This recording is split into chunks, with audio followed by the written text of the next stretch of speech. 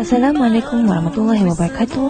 Kami daripada kumpulan 8. Tajuk kajian yang telah kami pilih adalah ada perkahwinan campur antara kaum Melayu dan kaum Cina di Malaysia. Terdapat 4 bahagian utama dalam video ini, iaitu pengenalan, objektif kajian, cerita kandungan dan juga penutup. Definisi perkahwinan ialah penyatuan antara dua insan yang berlainan jantina, iaitu lelaki dan juga perempuan. Sebagai umat Islam, perkahwinan adalah satu ibadah dan ianya merupakan satu perjanjian antara dua insan. Allah Subhanahu Wa Taala berfirman dalam surah An-Nisa yang bermaksud, dan mereka, yakni isteri-isterimu, telah mengambil dari kamu perjanjian yang kuat. Perkahwinan campur pula membawa maksud perkahwinan antara dua kaum, seperti perkahwinan antara kaum Melayu dan juga kaum Cina. Secara umumnya, ada segelintir rakyat Malaysia yang mengamalkan perkahwinan campur. Campur akan menghasilkan anak-anak yang mempunyai dua haluan budaya sekaligus mendedahkan mereka dengan kepelbagaian adat antara pihak ibu dan juga pihak bapa. Selain itu, anak-anak tersebut juga dilatih untuk tidak bersikap semangat terhadap satu perkauman sahaja dan sentiasa berfikiran terbuka terhadap budaya orang lain. Melalui perkahwinan campur, objektif negara untuk mencapai semangat perpaduan antara kaum majmuk dapat dikukuhkan dan juga dieratkan. Selain itu juga, anak dari hasil perkahwinan campur akan lebih mendapat pendedahan dalam berkomunikasi dengan lain-lain kaum. Oleh hal yang demikian, kerja kursus yang kami jalankan ini adalah mengenai perkahwinan campur antara dua kaum, iaitu kaum Melayu dan juga kaum Cina. Antara objektif kajian yang kami jalankan adalah untuk mengetahui asal-usul perkahwinan campur berlainan etnik di Malaysia. Yang kedua, untuk mengenal pasti adat sebelum, semasa dan juga selepas perkahwinan yang diamalkan oleh pengantin yang berkahwin campur antara kaum Melayu dan juga kaum Cina. Dan yang terakhir adalah untuk mengkaji cabaran yang dihadapi oleh pasangan dalam melaksanakan adat perkahwinan campur. Di Malaysia, sejarah perkahwinan campur bermula pada zaman kegemilangan Kesultanan Melayu Melaka yang merupakan sebuah kerajaan yang terkenal khususnya perdagangan, sehinggakan Melaka pada zaman dahulu lebih dikenali sebagai East of Venice. Sejarah mencatatkan bahawa abad ke-15 sehingga abad ke-16 merupakan zaman kegemilangan Kesultanan Melayu Melaka sebagai pusat perdagangan yang paling utama di Nusantara. Dengan itu, Melaka yang berkembang pesat telah dikunjungi pedagang-pedagang luar selain menjalin hubungan diplomatik dan persahabatan dengan negara lain. Ketika itu, kahwin campur di tanah Melayu telah lama dipraktikkan setelah Sultan Mansur Shah menjalin hubungan diplomatik dengan China dan Maharaja Yongle telah menghadiahi puterinya iaitu Hang Lipo untuk dijadikan isteri kepada pemerintah Melaka. Hang Lipo datang ke tanah Melayu bersama dengan Laksamana Cheng Ho dan 500 pengiring perempuan pengiring puteri menetap di Bukit Cina dan akhirnya berkahwin dengan pengawal Sultan Mansur Shah. Maka hasil kahwin campur antara kaum Melayu dan kaum Cina pada masa itu dikenali sebagai Baba Nyonya. Manakala penghijrahan kaum India dalam jumlah yang besar ke tanah Melayu adalah pada akhir kurun ke-19, semasa tanah Melayu dijajah oleh orang Portugal dan juga Belanda. Menurut Datuk Haji Omar Hashim, pengerusi jawatan kuasa eksekutif Persatuan Sejarah Malaysia, dalam penguramannya yang bertajuk Rentetan Sejarah Kedatangan Kaum India. Kaum India datang secara sukarela kerana India ketika itu menghadapi masalah kemiskinan. Oleh itu, mereka datang sebagai buruh dan telah melibatkan diri dalam bidang pembinaan, pertanian, pertahanan dan juga perdagangan. Kahwin campur antara kaum India dengan kaum Cina juga amat dikenali dalam Malaysia. Malah generasi yang dari keluarga kahwin campur ini dikenali sebagai Chindian. Sejak tahun 1882, orang Sikh telah menjejakkan kaki ke Sabah apabila pasukan polis ditubuhkan ketika Kompeni Borneo Utara menubuhkan Konstabulari Bersenjata Borneo Utara. Oleh sebab kaum Sikh amat berpegang kuat pada agama mereka, maka pihak yang ingin berkahwin dengan kaum Sikh mestilah memahami serta memeluk agamanya terlebih dahulu. Perkahwinan campur antara orang Sikh dengan orang Cina dan Kadazan telah mewujudkan sebuah komuniti yang dikenali sebagai Komuniti Peranakan Punjabi. Di Malaysia juga terdapat komuniti India Muslim di Pulau Pinang yang membentuk jawi peranakan hasil daripada perkahwinan antara lelaki India Muslim dari Selatan India dan perempuan Melayu di Pulau Pinang. Seterusnya, komuniti Chitty yang menganut agama Hindu di Melaka hasil daripada perkahwinan pedagang India Selatan dengan wanita pribumi. Begitulah apa yang telah dikongsi oleh responden yang bernama Nurul Ain Elzira Hu Abdullah yang mesra dipanggil Makcik Ain, manakala Rosiah atau lebih senang dengan panggilan Mak Teh. Mereka menceritakan serba sedikit tentang kehidupan bersama pasangan yang mempunyai pengalaman kahwin campur berbeza dari latar belakang agama dan juga keturunan mereka. Makcik Ain dilahirkan dari keluarga berketurunan Cina yang tidak terlalu mempercayai kepada agama Buddha, akan tetapi masih mengamalkan adat tradisi agama Cina seperti sambutan tahun baru dan sebagainya. Beliau juga mempunyai latar belakang pendidikan dari sekolah Cina dan mempunyai ramai kenalan dari bangsa Cina.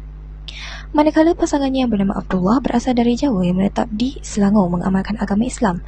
Manakala responden yang dipanggil Mak Teh pula merupakan anak Melayu yang mengamalkan adat pepati dan telah berkahwin dengan suami beliau yang berketurunan Cina sewaktu beliau berusia 20 tahun lagi. Malahan perhubungan kedua-dua pasangan masih utuh sehingga kini. Setiap kaum mementingkan adat dalam melakukan sesuatu perkara. Adat ini juga telah diamalkan dari zaman nenek moyang sehingga generasi pada hari ini. Menurut sesi temu ramah yang dijalankan, responden menyatakan bahawa adat yang diamalkan sebelum beliau berkahwin ialah mendapatkan restu daripada kedua ibu bapa bagi kedua-dua belah pihak. Hal ini kerana restu ibu bapa akan membawa kepada keberkatan dalam sebuah perhubungan. Responden juga ada menyatakan walaupun keluarga mereka beragama Buddha, namun mereka bukanlah pengamal yang tegar dan konsisten. Sehubungan dengan itu, beliau mudah mendapatkan restu daripada keluarga untuk meneruskan perkahwinan campur sekaligus memeluk agama Islam. Selain daripada itu, adat yang dijalankan semasa perkahwinan campur antara kaum Melayu dan juga kaum Cina ialah upacara akad nikah. Seperti sedia maklum, upacara akad nikah adalah sesuatu yang wajib dilaksanakan kerana ianya menandakan bahawa ikatan antara seorang lelaki dan perempuan itu diiktiraf, dan responden menjalankan upacara itu mengikut adat kaum Melayu, iaitu dengan mengadakan majlis ijab dan kabul di rumah keluarga angkat Melayu secara besar-besaran. Walaupun semua majlis agak baru baginya, namun begitu ibu angkat beliau banyak membantunya. Di samping itu, terdapat juga sebahagian adat kaum Cina yang diterapkan dalam perkahwinan campur. Antaranya adat menghidang air teh ataupun wine yang dipanggil Zijiu atau maksud sebenarnya wine kegembiraan. Air teh atau wine akan dihidang kepada ibu bapa pengantin lelaki, adik-beradik dan juga tetamu. Seterusnya, pihak keluarga pengantin lelaki dikehendaki memberi barang kemas kepada pasangan pengantin. Namun begitu, menurut responden, beliau tidak melakukan adat ini kerana dibimbangi akan menyusahkan pihak di sebelah lelaki. Adat ini juga tidak menjadi kesalahan jika dilakukan menggunakan air teh kerana ianya tidak melibatkan agama dan juga perkara-perkara yang syirik. Selain adat sebelum dan semasa perkahwinan campur, Mak Teh juga menghadapi isu perbezaan adat dalam adat pengebumian selepas beliau berkahwin. Hal ini dapat dilihat semasa salah seorang daripada mertuanya berhadapan dengan kematian. Namun begitu, beliau tidak dapat menghadirkan diri atas sebab-sebab tertentu, maka beliau hanya diwakili oleh suami beliau. Oleh hal yang demikian, Mak Teh tidak dapat memastikan adat yang diamalkan oleh keluarga mertuanya di majlis pengebumian dalam masyarakat Cina pada ketika itu. Berikut merupakan cabaran-cabaran perkahwinan campur. Menurut Said Qutub dalam penulisannya yang bertajuk Cabaran Perkahwinan Campur, beliau menyatakan bahawa perkahwinan ataupun pernikahan merupakan hubungan yang paling mendalam, kuat dan kekal yang mengikat antara dua pasangan. Oleh itu, ikatan ini perlu dijaga dengan kefahaman dan kesepaduan hati setiap pasangan. Namun begitu, setiap perkahwinan tidak boleh lari dari cabaran-cabaran yang perlu dihadapi, lebih-lebih lagi bagi mereka yang berkahwin campur.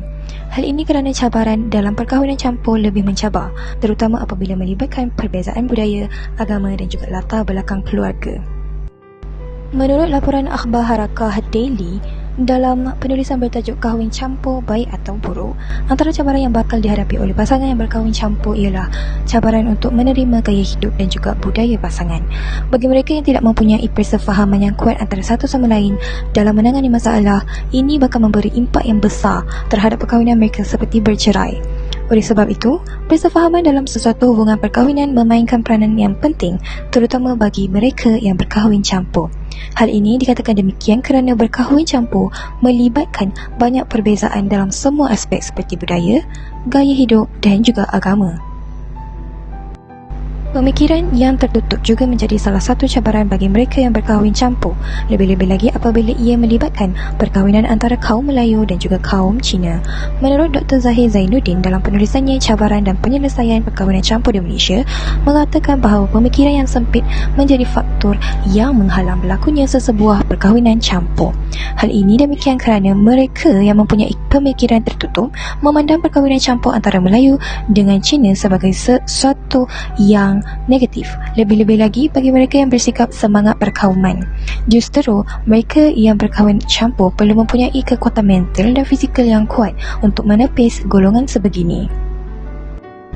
Selain itu, cabaran dalam perkahwinan campur ialah penentangan keluarga pasangan.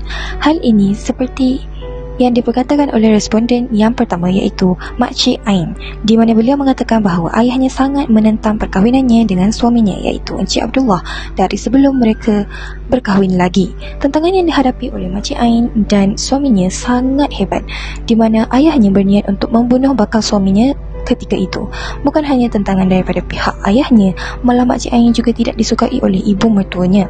Penentangan daripada ahli keluarga setiap pasangan bukan hanya dialami oleh Makcik Ain, malah Mak Tih yang turut mengalami cabaran yang sama. Namun penentangan daripada pihak keluarga Mak Tih tidaklah sesukar Makcik Ain. Kesimpulannya, isu mengenai perkahwinan campur antara etnik bukanlah perkara baharu di dalam institusi perkahwinan itu sendiri. Malah ianya makin dikenali di Malaysia dan banyak juga pandangan positif yang diberikan kepada perkahwinan jenis ini oleh sebahagian besar masyarakat yang bersifat terbuka kepada pembaharuan dan menyokongnya tanpa diskriminasi.